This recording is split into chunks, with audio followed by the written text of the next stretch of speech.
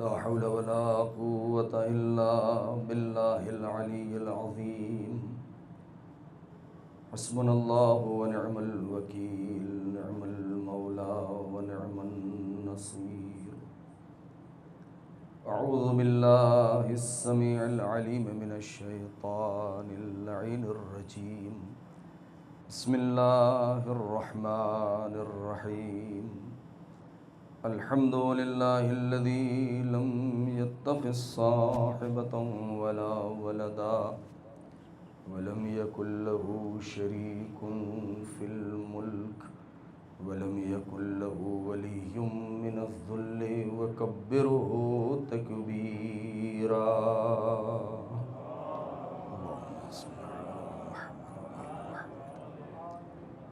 والصلاة والسلام والتحية والإكرام على النبي الأمي المكي المدني القرشي الهاشمي الأبتحي سيدنا وطبيب نفوسنا وحبيب قلوبنا وشفيع ذنوبنا مولانا ومولى الكونين جد الحسن والحسين أبي القاسم محمد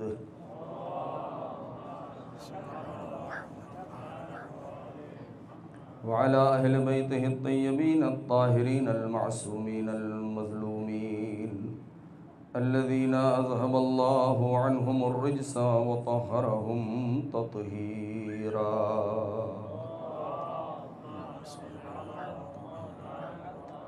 سلام على آل طه وياسين ولعنة الله على أعدائهم أجمعين من الآن إلى يوم الدين. أما بعد، فقد قال سيدنا ومولانا أبو عبد الله جعفر بن محمد عليهم السلام: إن البكاء والجزع مكروه لعبد في كل ما جزع ما خلا البكاء بكاء والجزع على الحسين بن علي فإن فيه مأجور. صلوات پڑھیں بر محمد و آل محمد.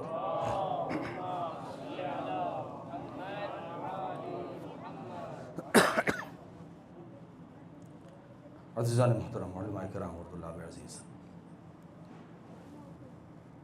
میں انتظامیہ سے معذرت چاہوں گا گزشتہ مجالس میں حاضر نہیں ہو سکا، چونکہ اسی وقت میں المجلس مجالس پڑھنی تھی روزانہ، اس وجہ سے اس سلسلے کی یہ آخری مجلس خمسہ سجادیہ، جس کا عنوان ہے عزاداری کی بنیاد اور جناب سید سجاد کا گریہ. موضوع بہرحال آپ بہتر جانتے ہیں کہ اس کے اوپر کتنی روایات ہیں اور کس حد تک گفتگو کی جا سکتی ہے. محدود وقت میں چند روایات کا سہارا لیتے ہوئے آپ حضرات کی خدمت میں چند کلمات حاضر کرنا ہے. سب سے پہلی منزل پر عزاداری کی بنیاد اور سید الساجدین، امام زین العابدین، امام العارفین، ان کا وہ گریہ. چند روز قبل آپ کی بزم میں نے یہ جملہ عرض کیا تھا کہ جہاں تک عزاداری کے بنیاد کی گفتگو ہے تو ہمیں یہ کبھی نہیں بھولنا چاہیے کہ یہ مجالس، یہ فرش عزا، یہ عزاداری، یہ سوگ نشینی، یہ رسا، یہ مرثیہ، یہ نوحہ، یہ ماتم، یہ اتنی عظیم دولت اور یہ اتنا بڑا سرمایہ، یہ ہمارے ہاتھوں میں کسی کی امانت ہے. لہذا بہرحال ہمیں امانت داری کا ثبوت دینا ہے، اور جیسے یہ اتنا عظیم سرمایہ مختلف نشیب و فراز سے ہوتا ہوا، دشمنوں سے بچتا ہوا، بغیر کسی تحریف کے ہم تک پہنچا ہے، ہماری ذمہ داری ہے کہ ہم آئندہ نسلوں تک اس کو اسی طریقے سے منتقل کریں. یہ ایک ذمہ داری. جہاں تک گریہ کا تصور ہے اور رونا رولانا، تو مقدمتاً صرف ایک دو باتیں. بہت سی چیزیں ایسی ہوتی ہیں، بہت سے کام ایسے ہوتے ہیں کہ جس کی جو علت ہے اور سبب ہے وہی اس کا ہدف ہے۔ لیکن کبھی ایسا ہوتا ہے کہ سبب کچھ اور ہوتا ہے لیکن اس کا ہدف کچھ اور ہوتا ہے۔ یہاں پر اگر ہم ذرا سا تصور کریں اور غور کریں تو یہ بکا، یہ آہ و فغاں، یہ گریہ و زاری، یہ نوحہ، یہ ماتم،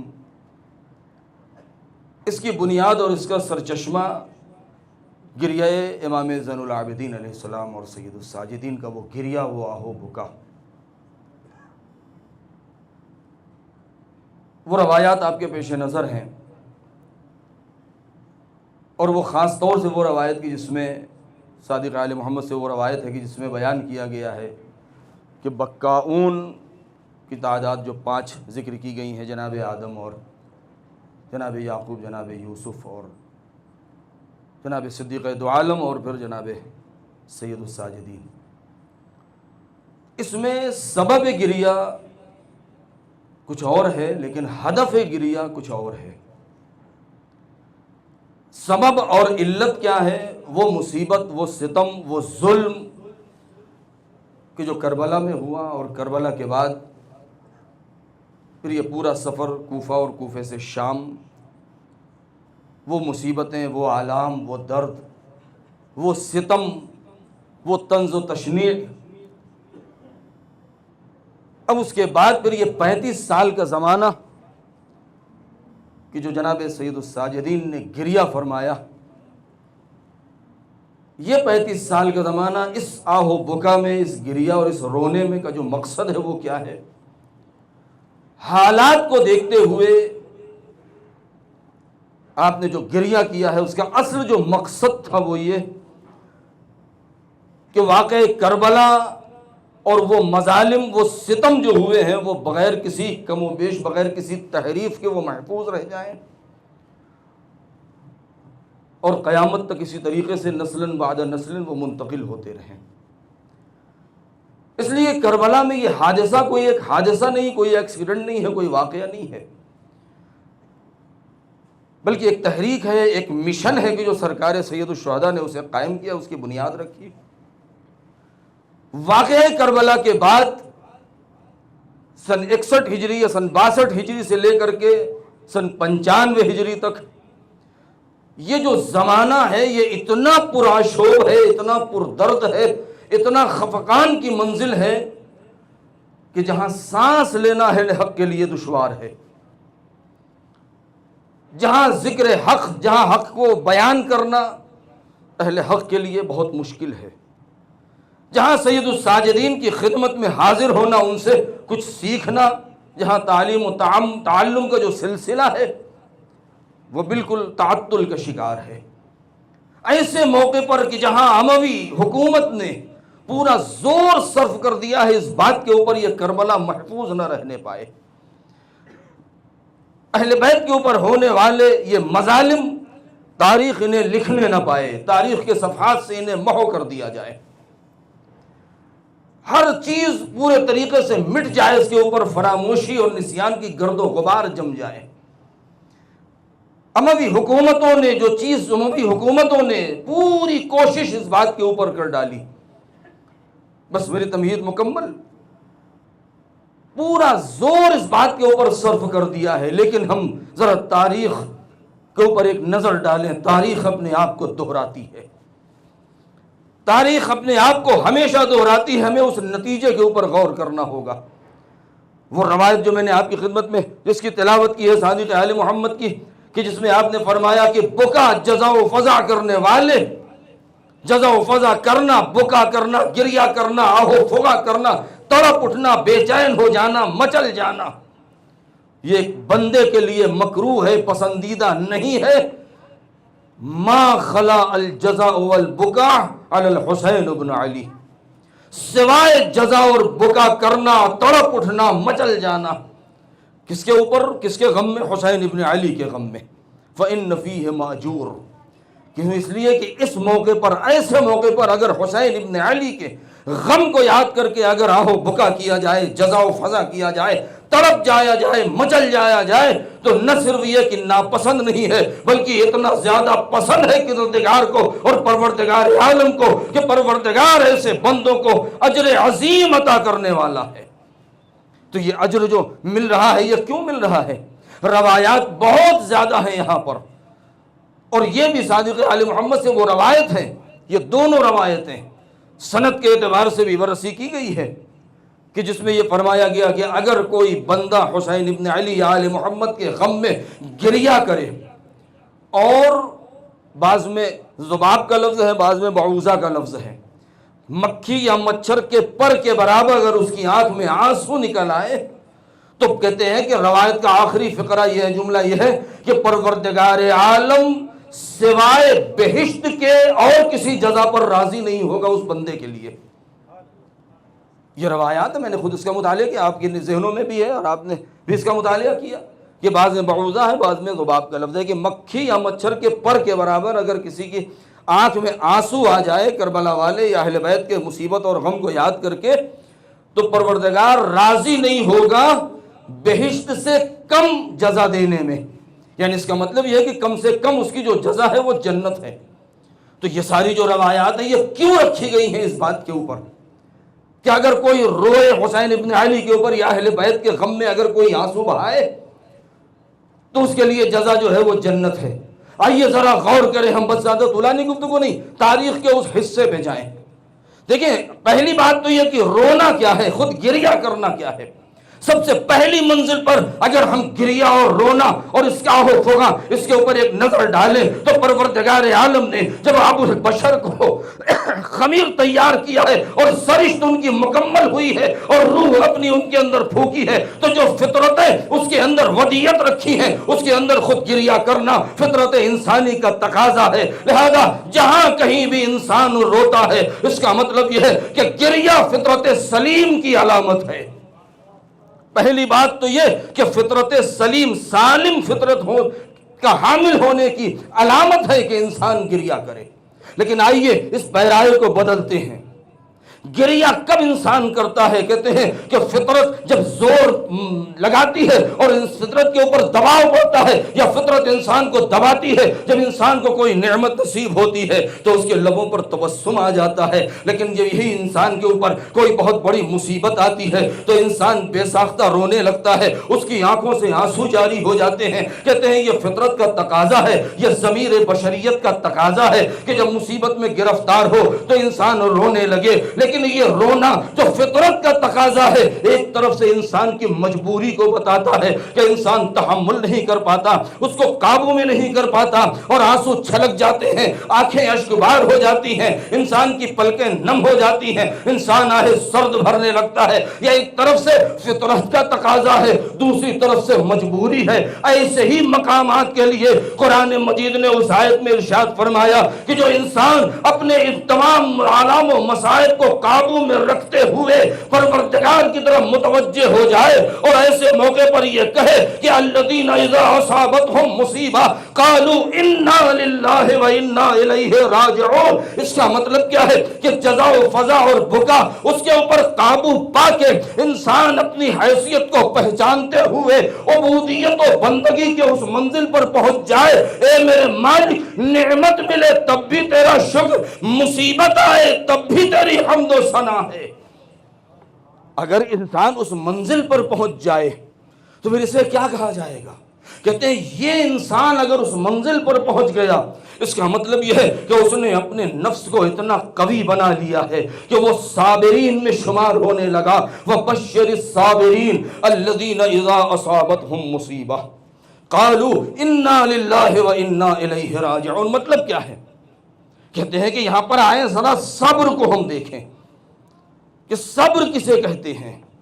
امام زین العابدین سے بڑا صابر کون؟ جناب زینب سے بڑا صابرہ کون؟ ان سے بڑی صابرہ کون ہو سکتا؟ یا وہ اہل حرم کہ جو قید شام سے رہا ہو کر کے آئے ان سے زیادہ صبر کرنے والا کون؟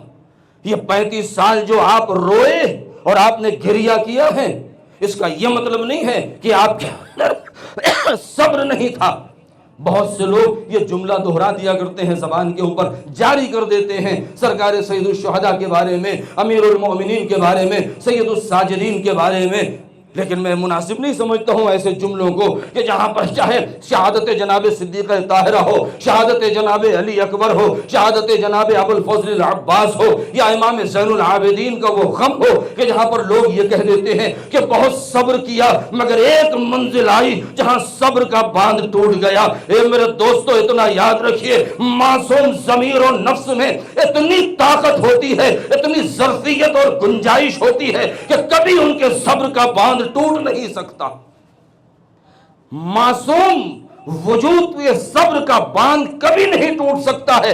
اگر آنکھیں نم ہوئیں، اگر اشک چھلک پڑے، اس کا مطلب یہ نہیں ہے کہ صبر کا باندھ ٹوٹ گیا ہے، بلکہ اس کا مطلب یہ ہے کہ ظالمین کے چہروں سے نقاب ہٹانا ہے، منافقین کے چہروں کو دکھانا ہے، حق و حقانیت کا چہرہ صاف کر کے دنیا تک پہنچانا ہے۔ یہ ہے مقصد کہ جو 35 سال آپ روتے رہے، کیوں؟ اس لیے کہ اور کوئی میدان بچا ہی نہیں تھا، کوئی میدان نہیں بچا کہ جہاں آپ اس انداز سے قیام کر سکتے۔ جس مدینے میں وہ منزل آ گئی ہو اس 34-35 سال کے اس عرصے میں کہ جہاں لوگ امام کے پیچھے نماز پڑھنا مناسب نہ سمجھتے ہوں، نعوذ باللہ، جہاں امام کے در دولت پر حاضر ہونے میں خوف محسوس کرتے ہوں، ایسے موقع پر امام اور کیا کام کر سکتے تھے؟ لہذا وہ صحیفہ سجادیہ، وہ دعاؤں کا وہ مجموعہ، وہ صرف دعائیں نہیں ہیں، وہ صرف مناجات نہیں ہیں، وہ صرف پروردگار عالم سے لو لگانا ہی نہیں ہے، بلکہ ان دعاؤں کے اگر مضامین کے اوپر غور کریں تو جناب امام زین العابدین نے ان دعاؤں کے اندر، ان مناجات کے اندر، کہ جس کا ظاہری اعتبار سے جو رابطہ ہے وہ ایک بندے کا معبود سے ہے، خدا سے ہے، اس کے درمیان وہ تمام علوم بھر دیے ہیں اور بیان کر دیے ہیں، قیامت تک بشریت کو جن علوم کی ضرورت پڑنے والی ہے۔ آئیں دیکھیں، اس کا مطالعہ کریں، تب سمجھ میں آئے گا کہ یہ رونا کیا ہے، یہ گریا کیا ہے۔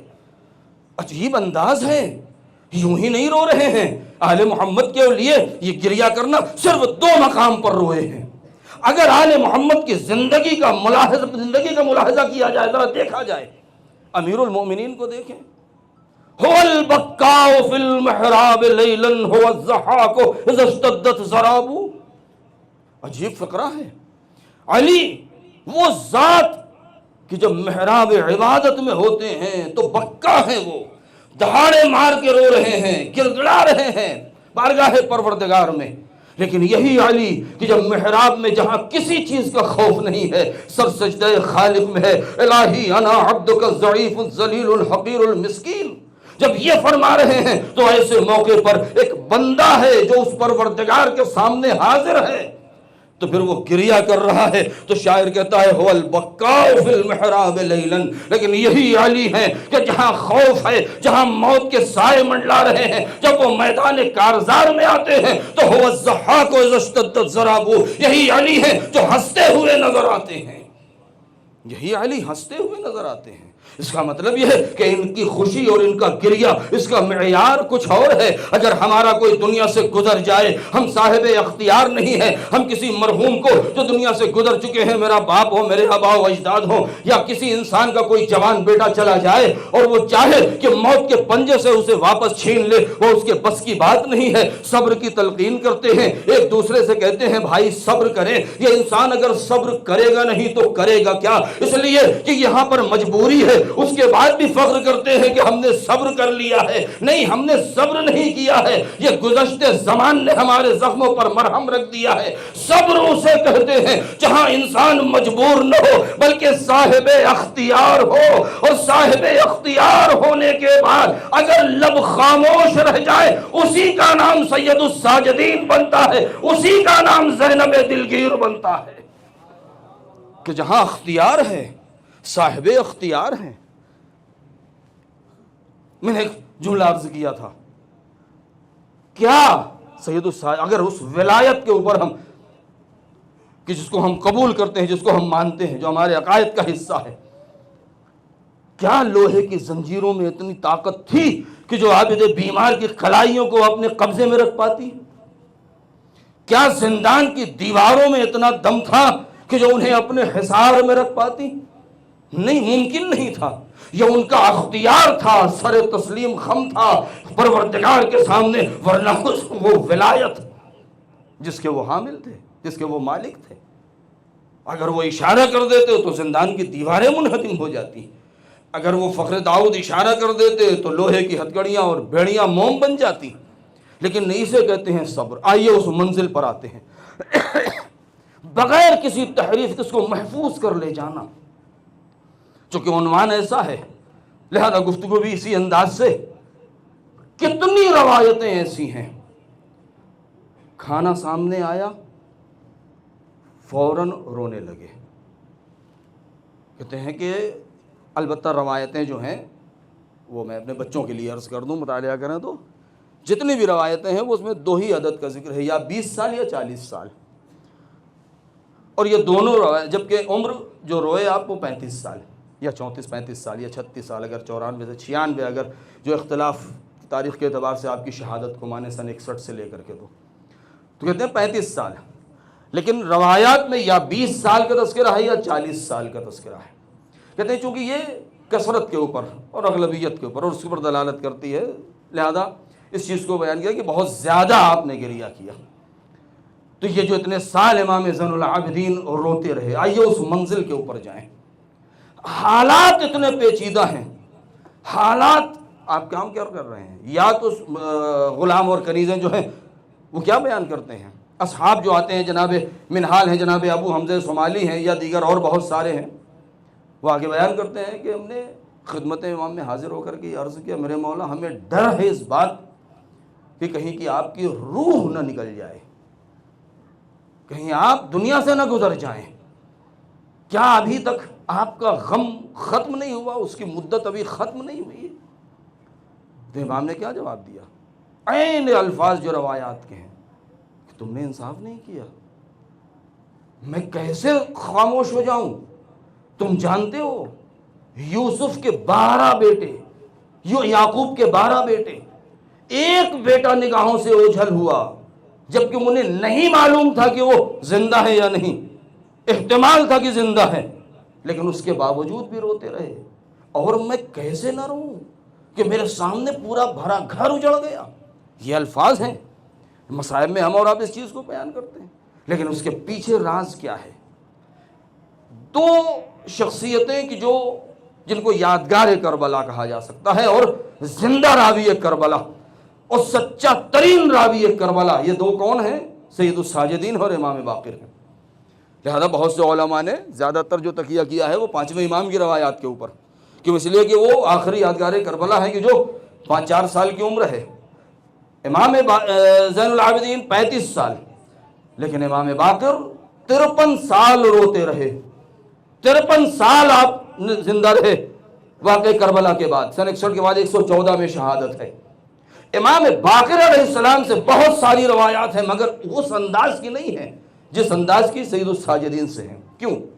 اس لیے کہ امام باقر علیہ السلام کے زندگی کے آخری ایام میں وہ موقع آپ کو ملا کہ آپ نے مجلس درس سجایا، شاگردوں کو جمع کیا، اتنے بڑی یونیورسٹی کی بنیاد رکھی، اور آپ نے واقعات کربلا کو، یہاں تک کہ مصائب کربلا کو آپ نے کھل کر کے بیان کیا، اور وہاں کوئی پابندی آپ کے اوپر عائد نہ تھی. لیکن یہ 35 سال اتنے سخت حالات تھے کہ جہاں پر بیان کرنا مشکل ہے. یہی وجہ ہے کہ اکثر و بیشتر دیکھا گیا ہے روایات میں کہ امام زین العابدین پوری زندگی خاص اہتمام کیا کرتے تھے اس بات کا کہ اپنے والد کی یعنی حسین ابن علی اور شہدائے کربلا کی فرش عزا بچھائیں، خطیب کو دعوت دیں، اور خطیب سے کہتے تھے کہ جا میرے باپ کے مصائب بیان کر، جبکہ اصلی راوی، زندہ راوی خود امام زین العابدین ہیں.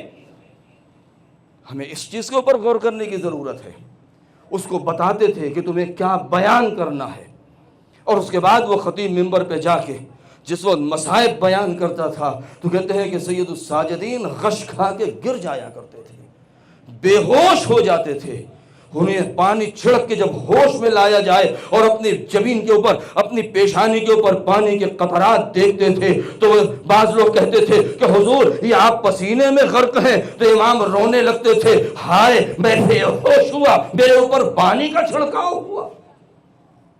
دیکھیں بہت سی روایت، ایک روایت میں میری نظر سے گزری، میں نے بہت کوشش کیا لیکن ابھی اس منبع تک نہیں پہنچ سکا ہوں میں۔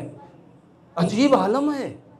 ایک بہت بڑے خطیب ہیں ایران کے، انہوں نے یہ بیان کیا ہے، بہت سی جگہوں پر میں نے لکھا ہوا بھی دیکھا، لیکن چونکہ ماخذ اور منبع اس کا نہیں تھا، میں اس لیے اس کو نقل کر رہا ہوں کہ ہمارے نوجوان اگر پڑھیں تو اگر اس کا کوئی ماخذ مل جائے تو اچھی چیز ہے۔ کہتے ہیں کہ امام کے سامنے ایک سوال ہے بہت بڑا، کھانا آیا، امام رونے لگے، ان ابی قتل جائع، پانی آیا، رونے لگے، ان ابی قتل عطشانا، ہمیشہ یہ کہتے رہے اور روتے رہے۔ قصاب کو دیکھا جانور لے کے جا رہا ہے، فوراً سوال کر لیا، رونے لگے۔ کسی 6 مہینے کے بچے کو دیکھا کہ کوئی اپنی آغوش میں لیا ہے، رونے لگے۔ کسی کا نام پوچھا، بیٹا تمہارا نام کیا ہے؟ میرا نام حسین ہے، رونے لگے۔ کسی کا اس طریقے سے گریہ کرتے رہے۔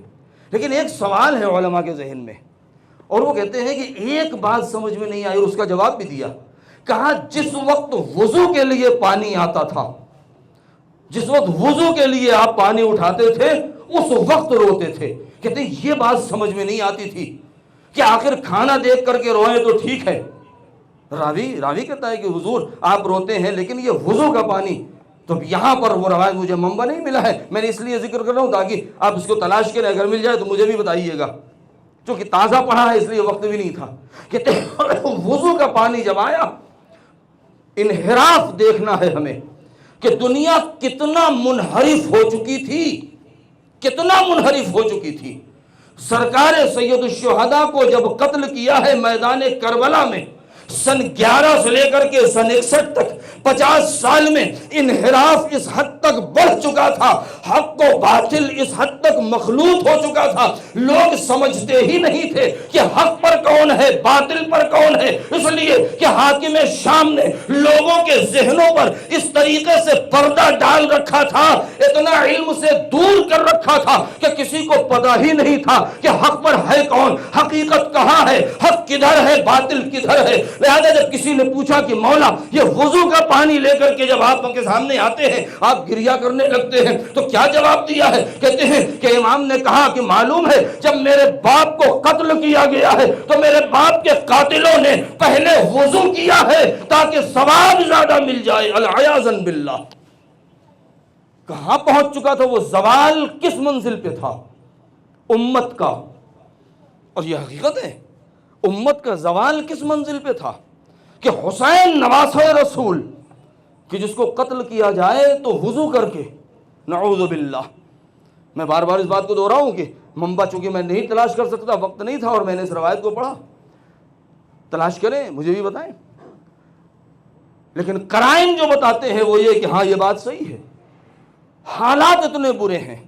ایک یہودی جب قصر شام میں ایک یہودی تھا، جب حسین کا سر پہنچا اور ایک مرتبہ وہ جو خیزرہ کہ جس کو بیت کی چھڑی کہتے ہیں، کہ جب اس نے بے ادبی کرنا شروع کیا تو کہتے ہیں وہ یہودی عالم کھڑا ہو گیا اور اس نے کہا اے یزید، سب سے پہلے یہ بتائیے کس کا سر ہے؟ یہ 2 روایتیں ہیں، عیسائی سے بھی ہے، یہودی سے بھی ہے۔ تو کہتے ہیں کہ اس نے کسی نے جواب دیا کہ یہ حسین کا سر ہے۔ کہا کون حسین؟ کہا ان کے نبی کا نواسہ حسین۔ کہا تمہارے نبی جن کو تم مانتے ہو انہی کی بیٹی کا بیٹا حسین؟ تو جواب دیا ہاں۔ کہا وائے ہو تجھ پر، کتنے دن گزرے ہیں ابھی؟ کسی نے کہا کہ 50 سال۔ کہا 50 سال گزرے ہیں اور تو نے اتنا بڑا ظلم کر دیا ہے کہ اسی کی انہی کی امت میں ہے تو، اور اپنے نبی کی بیٹی کے بیٹے کو قتل کر دیا۔ اگر موسیٰ ان کی ذریت میں، ان کے ناتی پوتوں میں کوئی ایک، ان کی ذریت میں کوئی ایک فرد اگر ہمارے درمیان حضرت موسیٰ چھوڑ کے گئے ہوتے تو ہم اس کی پرستش کرتے، اس کو پوجتے اور جمع ہوتے، اس کا احترام کرتے۔ وائے ہو تجھ پر۔ تو کہتے ہیں کہ جیسے ہی یہ بات اس نے کہی تو جلاد کو حکم دیا گیا کہ اس کو ضرب لگائی جائے۔ جب وہ تعزیانہ لے کر کے آگے بڑھا تو وہ یہودی عالم کہتا ہے کہ اے یزید، جتنا دل چاہے مجھے مار دے، تجھے مارنا ہے مار، مجھے قتل کرنا ہے قتل کر دے، لیکن میں اپنی نگاہوں سے توریت کی ان آیتوں کو دیکھ رہا ہوں جس میں اس بات کا ذکر ہے کہ جو بھی کسی نبی کی ذریت کو بے جرم و خطا قتل کرے گا وہ دنیا میں ذلیل اور ملعون ہوگا اور آخرت میں جہنمی ہوگا۔ یہ وہ یہودی بیان کرتا ہے۔ اب آئیں اس تاریخ کے اس منزل کی طرف جائیں، مصائب سے نزدیک اس لیے کہ باتیں بہت ہیں اور اسی میں وقت گزر گیا۔ سید الساجدین جو گریہ کرتے رہے، اس کا مقصد کیا تھا؟ اس کا مقصد یہ تھا کہ وہ کربلا، وہ ہدف اسی طریقے سے زندہ رہے اور بعد تک، ورنہ لوگ مٹ جائے گا، فنا ہو جائے گا۔ آئیں تاریخ کو دہرائیں۔ کتنے سال روئے؟ 35 سال۔ اسی مدینے میں امیر المؤمنین کتنے دن محروم رہے؟ 25 سال۔ 25 سال امیر المؤمنین زہرا کو یاد کر کے روتے رہے، 35 سال سید الساجدین حسین کے پامال شدہ میت کو یاد کر کے روتے رہے۔ نہیں، عجیب اتفاق نہیں ہے یہ، اس کو اتفاق تاریخ کا کوئی اتفاق نہ کہا جائے کہ یہ کوئی حادثہ اچانک ہو گیا ہے، نہیں، غور کریں۔ آئیں مدینے کے واقعات کو کربلا سے ملائیں۔ میں وہ چیز بار بار دہرانا نہیں چاہتا ہوں جو اس سے پہلے میں نے عرض کیا تھا کہ کوفے اور مدینے والوں کا موازنہ کرے تو سمجھ میں آئے گا کہ جو بڑی آسانی سے لوگ کہہ دیتے ہیں کہ کوفے والے بے وفا ہیں۔ ہاں، کوفے والے بے وفا تھے، وہ چند افراد بے وفا تھے، لیکن جو سارے اہل کوفہ کو بے وفا کہہ دیا جاتا ہے اس کے پیچھے بھی بہت بڑی سیاست ہے۔ سب سے بڑے غدار کوفے والے نہیں ہیں، کوفے والے انہی غداروں کے نقش قدم پر چلے ہیں جن غداروں نے سب سے پہلے امیر المومنین کے ساتھ مدینے میں غداری کی ہے۔ کوفے والے اصولی کے نقش قدم پر چلے ہیں۔ آئیں یہ ولایت، سید الساجدین کو امامت اور ولایت مل رہی ہے، منصب الہی مل رہا ہے، کیسے موقع پر؟ ایسے موقع پر کہ جو بدترین حالات ہیں، سخت ترین وقت ہے، باپ کا سر نو کے نیزہ پر ہے، دشمن مشعل بردار خیمے کی جانب حملہ ور ہیں، لاش پامال ہو رہی ہے۔ ایسے موقع پر ایک پھوپھی ہے، عالمہ غیر معلمہ، فہمت غیر مفہمہ، کہ جو آ رہی ہے اور آ کے شانہ ہلا کے پوچھتی ہے، اے بیٹا آپ امام وقت ہیں، بتائیں ہمارا اس وقت وظیفہ اور فریضہ کیا ہے؟ یہ پہلا سوال امام سے ایسے حالات میں پوچھا گیا۔ اب ذرا سوچیں کہ جس امام نے ان حالات میں منصب امامت کو سنبھالا ہو اور اسرار امامت منتقل ہوئے ہوں، وہ امام وہ 35 سال تک کتنے قیام ہوئے ہیں، سب کے سب محکومہ بے شکست ہو گئے۔ لیکن ہاں، گریہ کہتے ہیں امام نے اس وقت بہت گریہ کیا ہے سجدے میں جا کے کہ جب جناب مختار نے عمر ابن سعد کا سر بھیجا ہے۔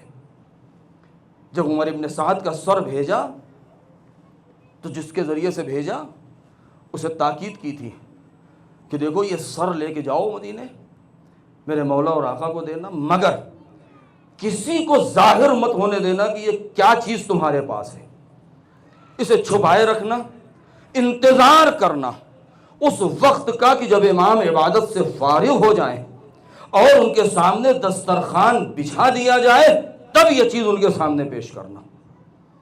وہ جو لے کے آیا تھا، جو مامور تھا امام مختار کی طرف سے، عمر ابن سعد کا سر، اس نے آ کے پتہ پوچھا اور در دولت پہ پہنچا، اور اس کے بعد اس نے اس بات کی اطلاع حاصل کی کہ وقت فریضہ ہے، امام نماز میں مشغول ہیں، عبادت میں، عبادت سے فارغ ہوئے، حاضر ہوا، سلام و اکرام، احترام، ادب، اور اس کے بعد پر جب دیکھا کہ دسترخوان بچھ گیا ہے تو کہتے ہیں کہ اس نے ایک مرتبہ وہ جو اس کے پاس تھا اس کو اس نے کھولا، اور کھولنے کے بعد امام کے سامنے جب رکھا ہے تو کہتے ہیں امام نے دسترخوان کی طرف سے سر ہٹایا ہے، عمر ابن سعد کے سر کو دیکھا ہے، اور اس کے بعد سر سجدہ خالق میں رکھا ہے۔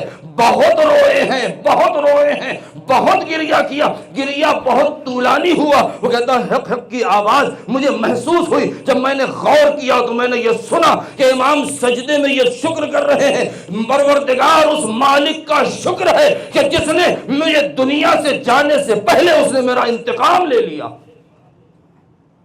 یہ گریہ جناب سید سجاد کا، کیوں رو رہے ہیں؟ آخری جملہ ہے، اس کے بعد ربط مسائل، ورنہ ایک بہت اہم بات تھی جو آپ کی خدمت میں عرض کرنا تھا، ابھی شبیہ تابوت بھی برآمد ہوں گے، لیکن اس سے پہلے گزارش کرتا ہوں کہ ایک بار صلوات پڑھ کے تھوڑا سا آگے تشریف لے آئیں، کیونکہ مجمع پیچھے کافی جگہ بھر چکی ہے، لہذا ایک بار جوان حضرات، بچے حضرات جو ہیں وہ صلوات پڑھیں بر محمد و آل محمد۔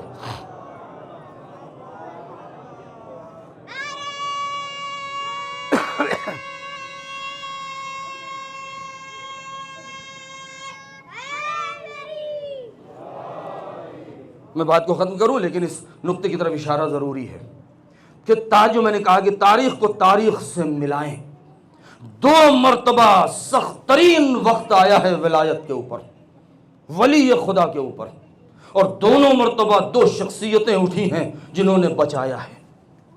اب غور کریں کہ ایسا کیوں ہوا ہے؟ سید سجاد گریہ کیوں کر رہے ہیں؟ وہ حالات سے قطع نظر، شاید آپ کا ذہن پہنچ گیا ہو، نہیں تو میں اسے عرض کر رہا ہوں۔ 11 ہجری کو یاد کیجئے، سن 11 ہجری، سب سے پہلے جس چیز کے اوپر پابندی عائد کی گئی ہے وہ گریہ ہے۔ بہت توجہ، سب سے پہلے جو پابندی عائد کی گئی ہے وہ گریہ ہے۔ سن 11 میں کس کو روکا گیا رونے سے؟ صدیقہ طاہرہ کو۔ اے علی، ان سے کہہ دیجئے کہ یا رات میں روئیں یا دن میں روئیں، ہمارے آرام میں خلل پڑ رہا ہے۔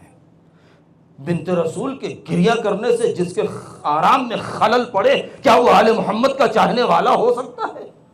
کیا وہ مسلمان ہو سکتا ہے؟ کیا وہ مومن ہو سکتا ہے؟ کیا وہ صحابی پیغمبر کہلانے کے لائق ہو سکتا ہے کہ جو جگر گوشہ پیغمبر کے گریہ کرنے سے جس کو اذیت ہو رہی ہو، جس کے آرام میں خلل پڑ رہا ہو؟ پہلی مرتبہ پابندی لگائی گئی کہ آپ یا دن میں روئیں یا رات میں روئیں، اتنا زیادہ نہ روئیں۔ کیوں لگائی گئی پابندی؟ اس لیے اس ظلم کو چھپانے کے لیے، اس لیے کہ جتنا زیادہ بنت رسول روتی رہیں گی اور یہ خبر پھیلتی رہے گی، لوگ آ کے پوچھتے رہیں گے کہ آخر اتنا زیادہ رونے کا سبب کیا ہے؟ ہر انسان یتیم ہوتا ہے، ہر بیٹی یتیم ہوتی ہے، لہذا اتنا زیادہ کیوں رویا جاتا ہے؟ جب گریہ کا سبب پوچھا جائے گا تو سبب کے ساتھ ہدف بھی بیان ہو جائے گا۔ وہ اس لیے رویا جا رہا ہے کہ ان کی پسلیاں توڑ دی گئی ہیں، ان کے دروازے کو جلایا گیا ہے، حرمت رسول کو پامال کیا گیا ہے، لہذا یہ ساری چیزیں بیان ہوں گی، سبب بھی بیان ہوگا، مقصد بھی پورا ہوگا۔ بہت توجہ، کون سا مقصد پورا ہوگا؟ وہی مقصد کہ جو شہزادی نے دربار میں یا مسجد میں جا کے خطبہ دے کے منافقین کے چہرے کو برملا کر دیا۔ سن 11 میں پابندی لگائی گئی رونے پر۔ امیر المؤمنین تنہا ہیں، 25 سال ہیں، وہ محرومی ہے۔ اب آئیے سن 61 ہجری میں 50 سال گزرنے کے بعد، اے میرے مولا کب تک روئیں گے؟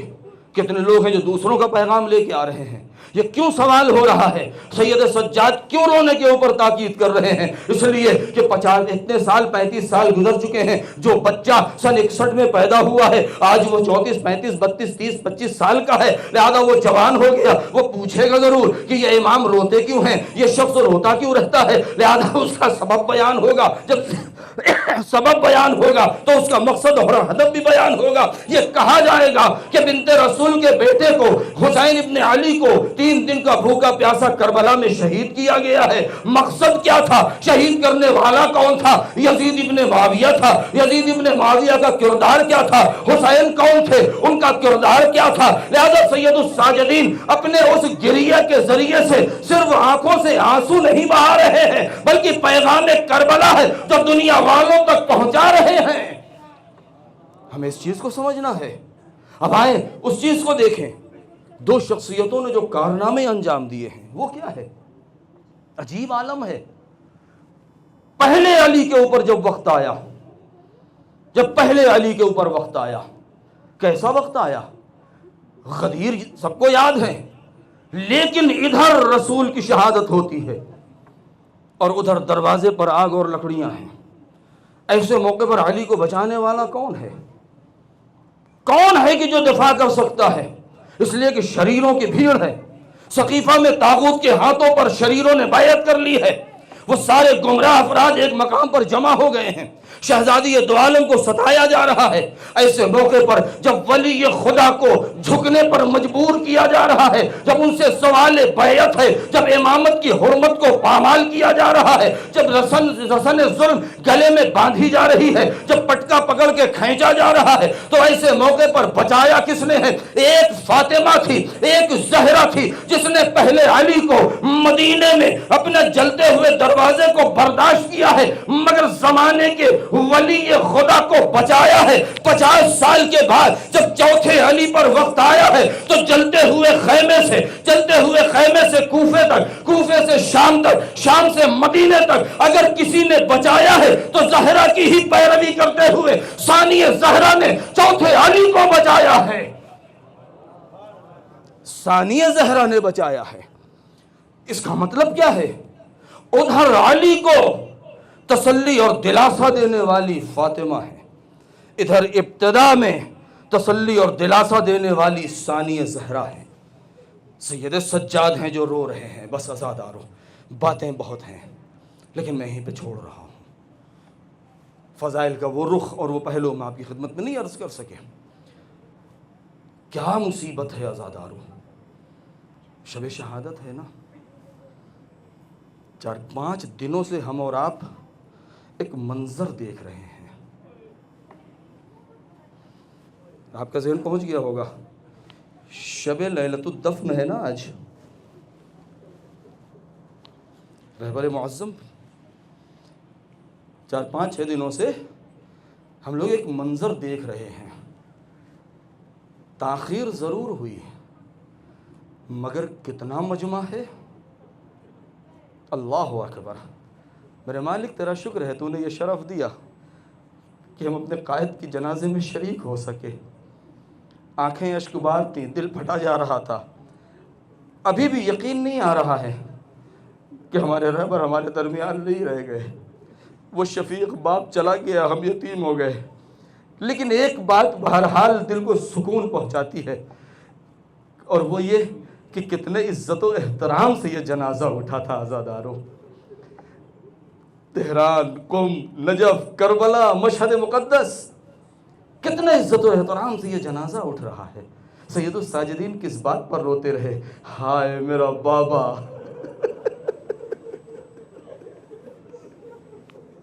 مجھے ان کی شہادت بھی بہت مختصر، ابھی تابوت کی زیارت کریں گے آپ۔ ہائے میرا بابا، ذرا سوچے کہ ایک بیٹے کے لیے کتنا سخت ہے، ایک بہن کے لیے کتنا سخت ہے۔ کہہ دینا یہی بہت بڑی بات ہے کہ کتنا سخت ہے کہ جوان بیٹا جا رہا ہو، باپ کی میت پڑی ہو۔ ایک فقرہ ہے روایت کا، مجھے وہ الفاظ مجھے یاد نہیں ہے، لہذا میں اس کا ترجمہ آپ کے سامنے آج ہی میں مطالعہ کر رہا تھا۔ کہا کہ ہائے میرا بابا جس کی میت کو حیوانوں اور درندوں کے لیے تنہا چھوڑ دیا گیا تھا۔ یہ امام سجاد کا جملہ ہے۔ ہمارا سلام اس میت پر للسباع والوحوش، آخری فقرے یہ ہے کہ جن کو سباع و وحوش کے لیے چھوڑ دیا گیا تھا۔ اور یہ کیوں آپ نے فرمایا؟ اس لیے کہ میدان مینا میں غالباً یا اس کے بعد آپ نے امام حسین نے فرمایا تھا کہ ایسا لگ رہا ہے کأنی ارا، ایسا لگ رہا ہے میں دیکھ رہا ہوں کہ نواویس و کربلا کے درمیان کے بھیڑیے میرے بدن کے ٹکڑے کر رہے ہیں۔ اے عزادارو، اس چیز کو یاد کر کے کون ہے انسان جو بھول جائے گا؟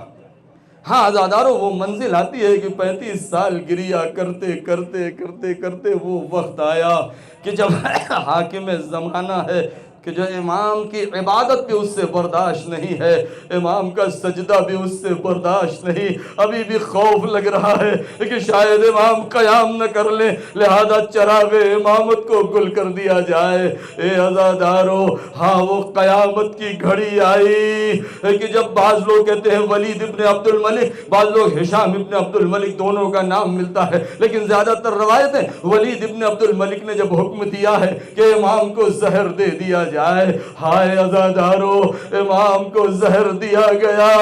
ہاں وہ 35 سال حسین کا سوگوار، وہ امام وقت ارے اسی مدینے میں تڑپ تڑپ کے دنیا سے گزر رہا ہے.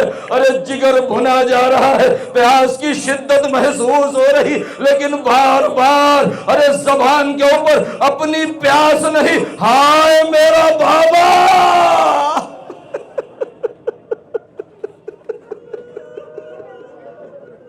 عزادار ایک جملہ کہوں میں، کہتے ہیں کہ جب امام کا وقت آخر آیا ہے، یا آپ کو یہ محسوس ہوا کہ زہر دیا گیا، یا اپنے عمر کے آخری ایام میں، تو آپ نے جو وصیتیں کی تھیں ان میں ایک خاص وصیت تھی. اپنے لال امام باقر کو بلایا، دیگر اور افراد بھی تھے، اور ایک وصیت کی، کہا میرے بعد میرے اس ناقے کا خاص خیال رکھنا. وہ ناقہ کہتے ہیں کہ تقریباً ناقہ ضعیفی کے قریب تھا، چونکہ کافی عمر ہو چکی تھی. امام نے کہا میری یہ اونٹنی، میرا یہ ناقہ، اس کا خاص خیال رکھنا، اس کے آب و دانہ کا اور اس کے آرام کا. کیوں؟ اس لیے کہ کہتے ہیں میں نے اس کے اوپر بیٹھ کر کے 25 حج کیے ہیں. لیکن یہاں تک تو ٹھیک ہے کہ اس لیے کہ چونکہ امام کی سواری ہے، امام سے منسوب ہے، امام نے حج کیے ہیں، بہت متبرک ہے، لیکن امام کا آخری فقرہ جگر کو چیر دینے والا ہے. وہ کہتے ہیں اس لیے کہ میں نے اس پر بیٹھ کے 25 حج کیے ہیں، اور آج تک زندگی میں نے اسے ایک تازیانہ بھی نہیں مارا. ہائے وہ امام جو اپنے ایک ناقے کا اتنا خیال کہ جس سے ایک تازیانہ بھی نہ مارے. ہائے کربلا سے کوفے اور کوفے سے شام کتنے تازیانے کھائے. کہتے ہیں کہ امام کی شہادت کے بعد یہ ناقہ بہت بیتابی کرنے لگا، بہت زیادہ تڑپنے لگا، آوازیں نکالتا تھا، زمین پر گر جاتا تھا. تو امام باقر علیہ السلام آگے بڑھے اور گھر والے اور افراد آگے بڑھے، اس کے لیے پانی، اس کے لیے کھانا. تو آخر میں امام باقر علیہ السلام نے فرمایا کہ نہیں، اس کو آزاد کر دو، مجھے معلوم ہے اس کی خواہش کیا، یہ کیا چاہتا ہے. جب اس ناقے کو کھولا گیا تو کہتے ہیں اس نے میت کو دیکھا نہیں تھا کس راستے سے میت گئی ہے، لیکن وہ سیدھا دوڑتا ہوا، جس کی آنکھوں میں آنسو ہے، وہ دوڑتا دوڑتا پہنچا بقیع کے اس تازہ قبر پر، اور ایک مرتبہ بیٹھنے کے بعد اپنی گردن اور اپنے سر کو اسی قبر پر ملنا شروع کیا، اور آنکھوں سے آنسو جاری ہے، اور عجیب بیتابی اور تلاطم میں ہے. کافی دیر گزرنے کے بعد لوگ اسے وہاں سے بڑے احترام کے ساتھ گھر لے کر کے آئے. دوسرا دن آیا، پھر یہی حال ہے. اب جب دوبارہ بھیجا وہ آنے کے لیے تیار نہ ہوا. امام باقر سمجھ گئے، کہتے ہیں مجھے معلوم ہے، اسے چھوڑ دو، یہ کیا چاہتا ہے. تاریخ نے لکھا امام کا وہ ناقہ قبر پر سر ملتے ملتے دنیا سے قضا کر گیا، گزر گیا. ہائے وہ امام مظلوم جنہوں نے ارے 12 محرم کو اپنے باپ کی میت کو دفن کیا، 40 کے دن پہنچے، اور اس کے بعد مدینے واپس بار بار خیال آتا رہا ہوگا. ہاں آزادارو، آخری فقرات ہیں، اور اس کے بعد شبیہ تابوت، زہر کا اثر ہوا. امام اس دنیا سے گزر گئے. امام کو غسل و کفن دیا. تاریخ نے لکھا ہے کہ آل محمد کے گھرانے میں یہ پہلا جنازہ تھا جس میں سب سے زیادہ مجمع ہوا تھا. کہتے ہیں حکومت کے لوگ بھی تھے، اچھے لوگ بھی تھے، برے لوگ بھی تھے. جس نے سنا علی ابن الحسین دنیا سے گزر گئے ہیں، ہر کوئی کسی طریقے سے اس نے اپنے آپ کو وہاں پہنچایا. ارے امام کی میت اٹھی، بڑے عز و شان سے اٹھی، ارے جنت البقیع میں لے جا کر کے دفن کر دیا. اے عزادارو، عجب نہیں روح امام تڑپی ہو. ہائے میرا جنازہ، اتنے لوگ کاندھا دینے والے، ارے کیسے غسل دیا گیا. السلام علیکہ یا ابا عبداللہ، ہمارا سلام ہو اس بابا کی اس میت کے اوپر، ارے جو پامال سمے اسپا ہو چکی تھی. ہاں زادارو، یہ جو میں ذکر کر دوں، کچھ میتیں ایسی ہیں کہ جس کے اوپر سے ایک راز اس وقت کھلا جب غسل دیا جانے لگا. آپ کا ذہن پہنچ چکا ہوگا. مجلس آخری مرحلے پر ہے.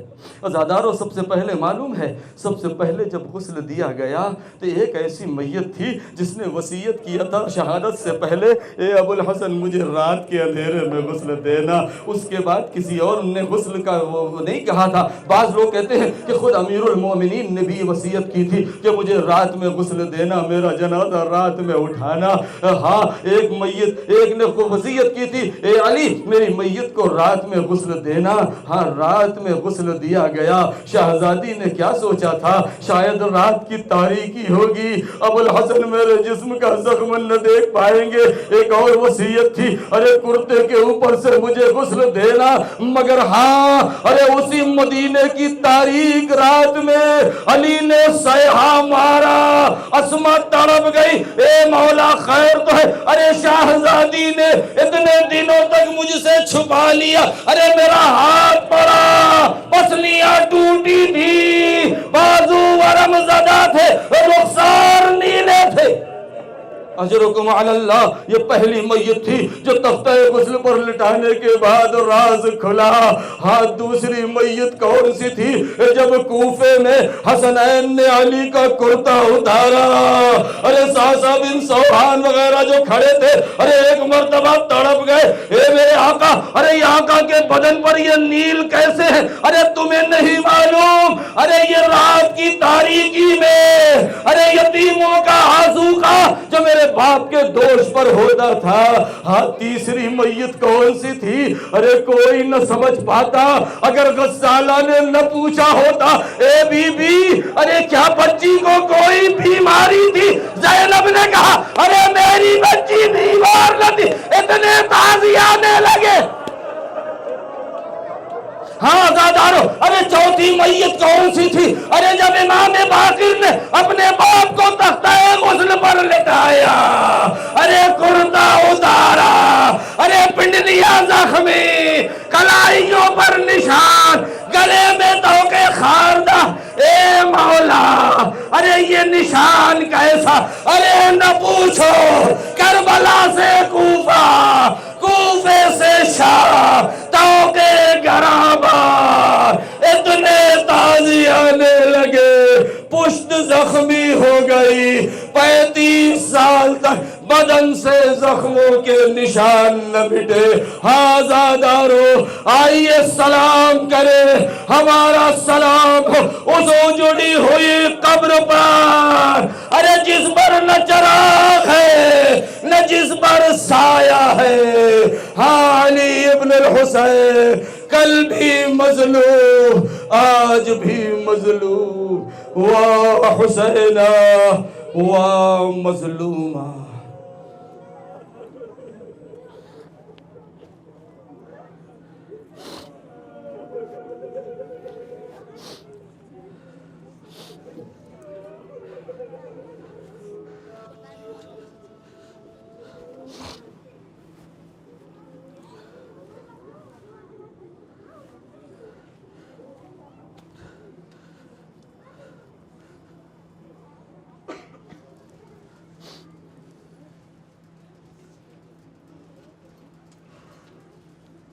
یا حسین